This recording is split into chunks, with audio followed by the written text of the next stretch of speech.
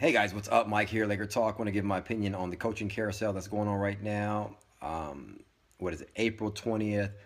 Tom Thibodeau got swooped up by the Timberwolves. Timberwolves signed him to a 5-year deal. Coach and head of basketball operations. That's a lot of power for one guy.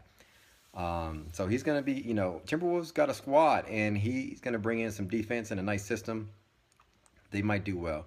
Some say, I was hearing today that a lot of people that know of Tom Thibodeau and people close to that situation, they say Tom Thibodeau is an old school guy. He has a tough system. He runs his team in practice, like really hard on the defensive side. And, that kind of wears players down sometimes. So are those young players going to adapt well to that?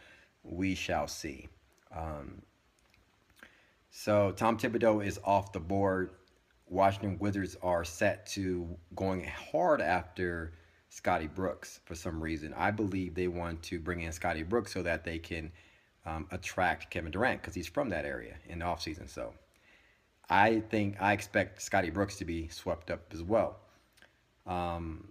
Mark Jackson is set to, I don't know if it's true or not, but apparently the Kings want to interview him. So, you know, there's a lot of things that's moving. A lot of people are saying, why isn't Byron Scott not fired yet? I don't know. I'm like that too. I'm impatient. I want him gone. But I'm not a basketball operations guy, so I don't know what they're thinking. Their mind could be set on Luke Walton. That's one scenario where they think our young guys, because we're not really going anywhere next year, we're not expected to do big things.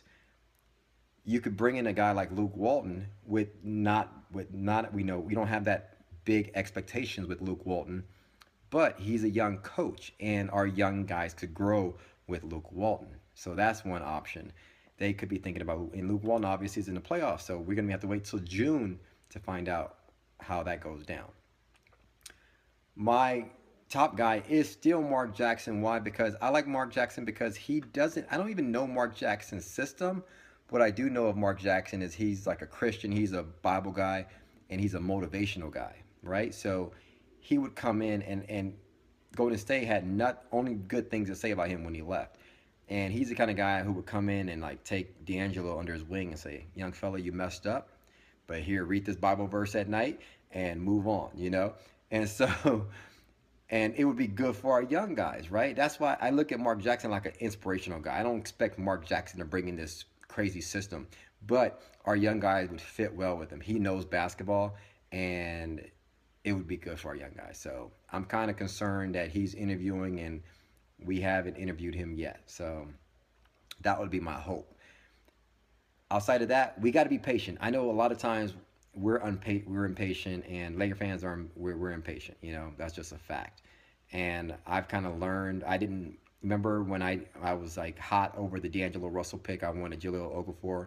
I've kind of settled down, and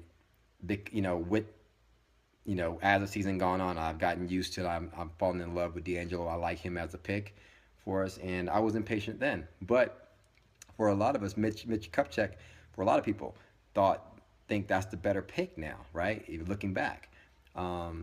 So regardless of my feelings and what I thought, Mitch Kupchak made the right decision. I think he will make the right decision. He's a basketball operations guy.